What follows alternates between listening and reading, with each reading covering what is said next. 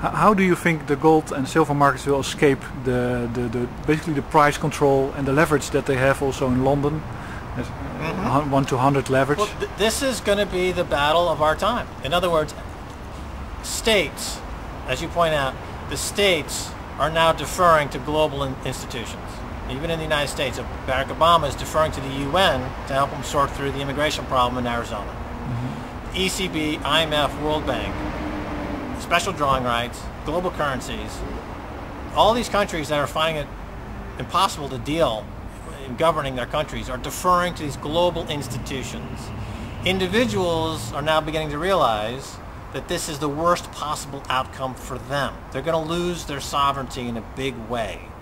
So as this tension increases, as the collapse increases, and as governments abdicate their role and just defer to global institutions, individuals more and more will start to fight back. And this is essentially what the dimension of this global conflict moving forward will be: individuals against this emerging globalist group of people, bureaucrats, and this is the conflict. So as more people wake up to this, first thing they do is they realize their stocks and bonds are probably at risk. They buy a little gold, and as I said, every little unit of gold purchased on the margins has a big impact on the price ultimately, because eventually the buying pressure will break through the manipulation that we see with JP Morgan and the others. And once that breaks through, then you'll see some panic buying. I don't think that there will be a breakthrough because they're at the barricades. The masses are at the barricades. They're going to break through the barricades, and when enough hedge funds, enough individuals, and enough really rich people keep buying gold bullion, it'll overwhelm JP Morgan's ability to control the price, overwhelm Goldman Sachs' ability to control the price. There's two questions about it. First of all, there was this recent publication by one of the investment firms about the gold ETFs, that you really don't have any guarantee that you ever get any tangible gold from that, and that might move people out of it and into physical gold, which is what you mean, I believe. You're only referring to physical gold. That's right, physical gold. Stuff you can touch. That's right. The physical gold, the ETFs, there is the possibility there that because they're sponsored by banks, if the banks go bust, and you're not necessarily going to be the creditor in line to be paid off, and therefore there's a counterparty risk. So people who really want to insulate themselves against that eventuality would have to be in physical gold.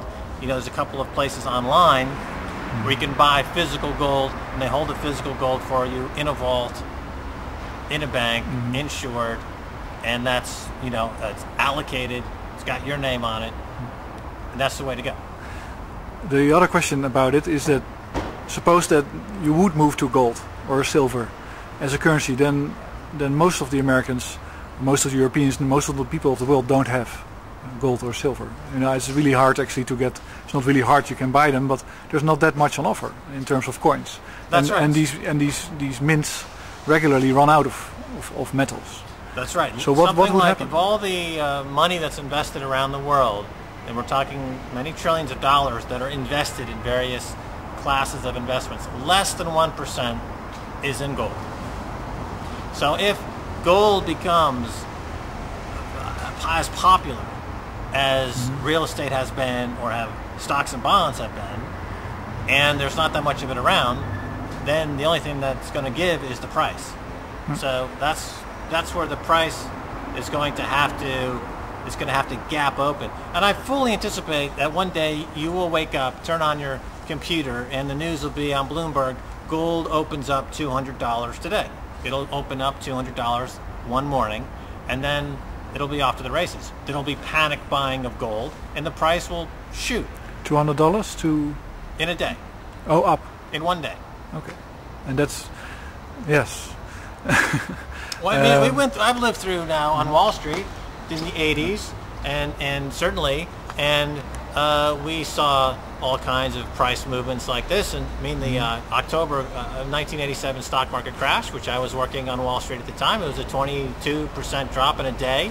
I lived through the dot-com era, where you had stocks going public and they jumped 300, 400, 500% in a day. So it's quite. I mean, gold is a very small market. It's $3 trillion or $3.5 trillion.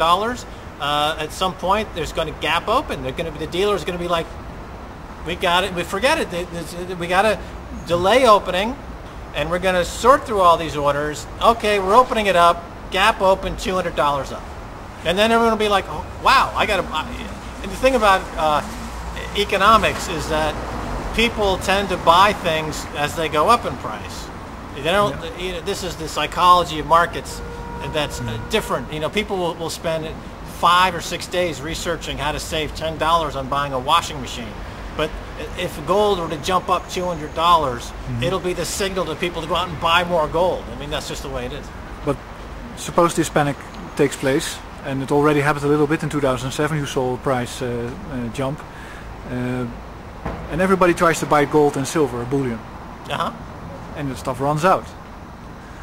For most of the people, let's say, so the first 30 persons will have some, and then the last 70 will have a very hard time getting any. Well, first of all, for what? Because what can they trade for it? In my opinion, gold is still in a bear market.